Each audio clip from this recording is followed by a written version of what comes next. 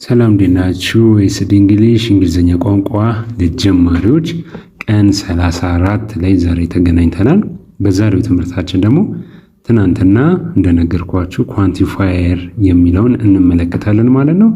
ኳንቲፋየር ምንድነውና እንዴት አድርገን እንጠቀማለን የሚለውን እንመለከታለን። የትናንትናውን ትምህርት ካላያችሁ ካውንቴብል ኤንድ አንካውንቴብል ናውንስ ብለን የሰራ ነው በሌላኛው የዩቲዩብ ቻናላችን ላይ ስለተለቀቀ ቀን 33ን ብትመለከቱ መልካም ነው። ወደ ዛሬው ትምህርት እንለፍ። የ34ኛው ቀን ትምህርታችን 5 ደረጃዎች አሉት። በመጀመሪያው ደረጃ ኳንቲፋየር የምንላቸው ምንድን ናቸው የሚሉትን እንመለከታለን። በሁለተኛው ደረጃ ደግሞ ምሳሌዎችን ጠቅሰን ኳንቲፋየሮች ምን እንደሚመስሉ ከምሳሌዎች ጋር አንድ ላይ እንማማራለን።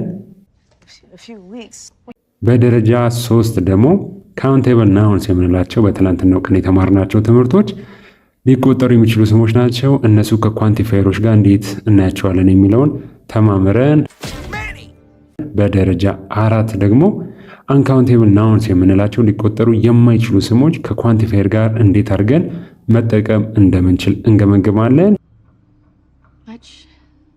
የመጨረሻውና ደረጃ 5 ደግሞ የልምምድ ጥያቄዎች አሉ።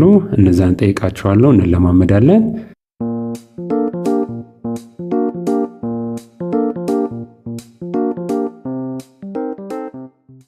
የመጀመሪያው ደረጃ ኳንቲፋየር የምንላቸው ምንድን ናቸው የሚለውን እንመልከት። ኳንቲፋየር የምንላቸው ምንድን ነው? እነዚህ ትናንት ያየናቸው አሉ።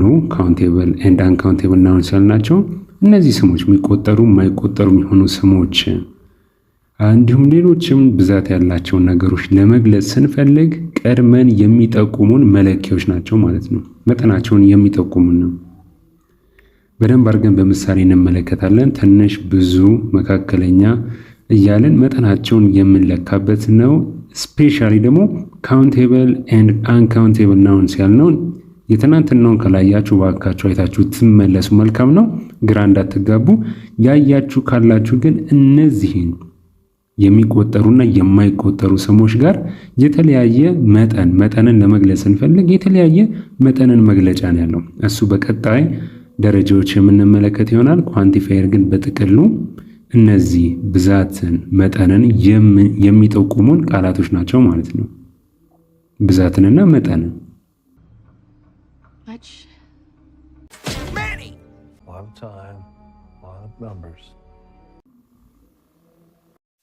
እስቲ ምሳሌዎችን እንመልከት።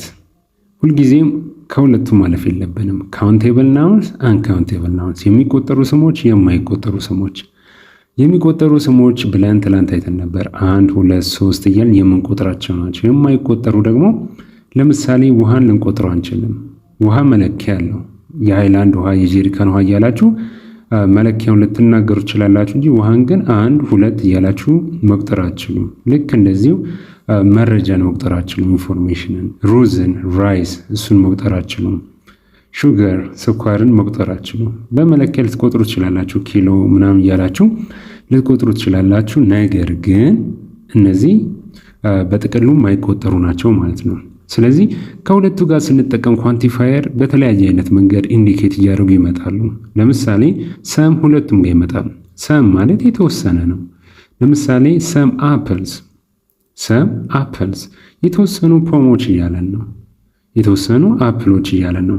ሰም ዋተር የተወሰነ ውሃ እያለን ነው። ስለዚህ የተወሰነ ለሁለቱም እንጠቀማለን፣ ለሚቆጠሩ ስሞችም ለማይቆጠሩ ስሞችም ይህን ኳንቲፋየር እንጠቀማለን ማለት ነው። ነገር ግን ብዙ ለማለት ስንፈልግ ለሚቆጠሩ ስሞች መኒ እንላለን። መኒ ቡክስ፣ መኒ አፕልስ፣ መኒ ባናናስ። በእንደዚህ አይነት መንገድ ብዛትን እንጠቅሳለን ማለት ነው። ብዙ መጽሐፎች እያልኩኝ ነው። ብዙ አፕሎች፣ ብዙ ሙዞች። በእንደዚህ አይነት መንገድ መጥቀስ ትችላላችሁ። የማይቆጠሩ ግን ሲሆን መኒ አትሉም። ምንድን ነው የምትሉት? ማች ነው የምትሉት። ማች ቱ ማች፣ ሶ ማች እያላችሁ የምትገልጹት አለ አይደለም? ስለዚህ ማች ነው የምንለው። ማች ኢንፎርሜሽን፣ ማች ራይስ። ግልጽ ነው አይደለም? በእንደዚህ አይነት ሁኔታ መጠቀም ትችላላችሁ። ኤሎሮፍ ለሁለቱም ይሆናል ብዛትን ለመጥቀስ። ይሄ ግን ምንድን ነው?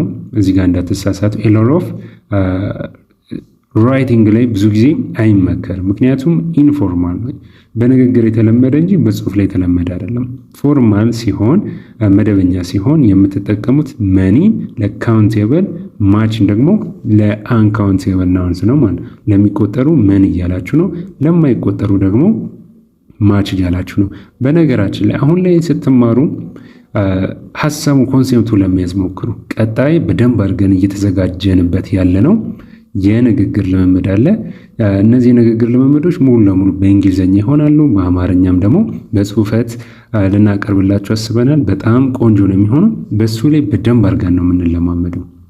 በንግግር ልምምድ በደንብ አድርገን የምንቃኘው ይሆናል። ነገር ግን አሁን ላይ ኮንሴፕቱን እንድታውቁት ነው። ኮንሴፕቱ ነው። ብዙ ስትሉ ለሚቆጠሩ 1 2 3 ብላችሁ ለምትቆጥሩት መኒ ትላላችሁ።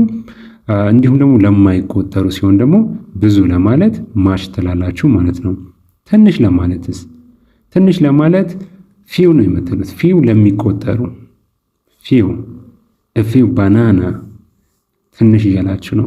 ለማይቆጠሩ ደግሞ ኤሊትል ትላላችሁ ማለት ነው። ኤሊትል አንካውንቴብል ናውን ሲሆኑ ኤሊትል የምትሉት። ለምሳሌ ኤሊትል ራይስ ጽፌላችኋል። ኤሊትል ራይስ ትንሽ ሩዝ እያላችሁ ነው። ኤፊው ራይስ አትሉም፣ ስተት ነው። መኒ ራይስ አትሉም፣ ስተት ነው። ማች ራይስ፣ ሊትል ራይስ ማለት ትችላላችሁ ማለት ነው። በዛኛውም ደግሞ መኒ ቦክስ እንዳለው ማች ቦክስ አንልም። መኒ ቦክስ ነው የሚሆነው የሚቆጠሩ ስለሆኑ ኤስም ስለሚጨመርባቸው ማለት ነው። ኤፊው ቡክ፣ ኤፊው ቦክስ ማለት ትችላላችሁ። ትንሽ ጥቃቅን መሆናቸውን የምትገልጹበት ነው ማለት ነው። It's a lot of showering, a lot of shaving, a lot of cleaning, a lot of few weeks, a lot of times. እስቲ ዲቴል ደግሞ ለያይተን እንመልከታቸው። ካውንቴብል ናውንስ ሊቆጠሩ የሚችሉ የሚቆጠሩ ስሞች። ለነዚህ ስንጠቀም ሰም ለሁለቱም እንጠቀማለን። የተወሰነ ማለት ነው። ኳንቲፋየር ነው። መኒ ሊቆጠሩ ለሚችሉ ብቻ ኖት ለምትወስዱ ሰዎች ጽፌላችኋለሁ፣ ያዙት። ሰም ለሁለቱም ይሆናል፣ ችግር የለው። መኒ ለካውንቴብል ናውንስ ብቻ ነው። ሎትስ ወይም ደግሞ ሎትስ ኦፍ ለሁለቱም ይሆናል እሱ። ፊው ኤፊው ይሄ ደግሞ ለምንድን ነው? ለሚቆጠሩ ብቻ ነው። መኒ ፊው እነዚህን ከያዛችሁ በቂ ነው። ለሚቆጠሩ ትንሽ ለማለት ፊው፣ ብዙ ለማለት ደግሞ መኒ። ሰም የተወሰነ ማለት ነው። ሎት ማለት ደግሞ ብዙ ማለት ነው። ሁለቱ ለሁለቱም ይሆናሉ። ስለዚህ ሁለቱን ችግር የለውም። መኒና ፊው ግን ለሚቆጠሩ ብቻ ነው። ለማይቆጠሩ እንዳትጠቀሙ።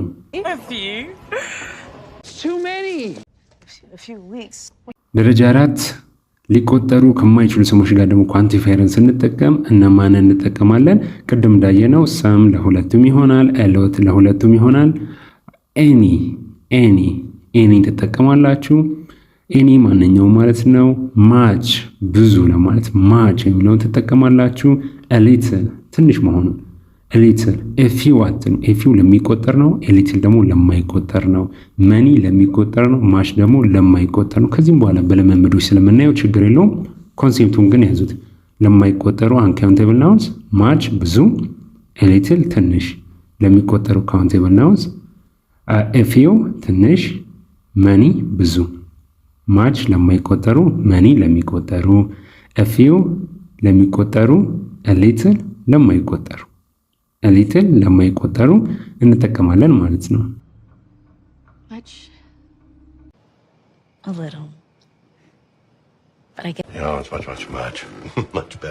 እሺ የልምምድ ጥያቄዎች አሉ። እነዚህን ምላሾቻችሁን ኮሜንት ስር ላይ የምታስቀምጡልኝ፣ ባዶ ቦታውን እናንተን የምትሞሉት። I can't eat this. There are 2 ዘጋል መልሰውም chili peppers in it። ምን ለማለት ነው የፈለገው? ይህንን ልበላ አልችልም ምክንያቱም በጣም ብዙ ቃሪያ አለው ለማለት ነው። ስለዚህ ብዙ ቃሪያ የሚቆጠር ነው የማይቆጠር?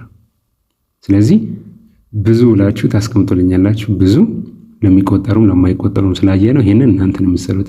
I can't eat this. There are 2 መሀሏን እናንተ ትሞሉታላችሁ። ቺሊ ፔፐርስ ኢን ኢት ብዙ ቃሪያ ስላለው ይህንን መብላት አልችልም ነው። ስለዚህ ብዙ የሚለው ላይ እናንተ ለሚቆጠር ነው ለማይቆጠር ትሞሉትና ኮሜንት ስር ላይ ታስቀምጡልኛላችሁ፣ ወይም ደግሞ እንዲሁም ስሩት፣ ችግር የለውም።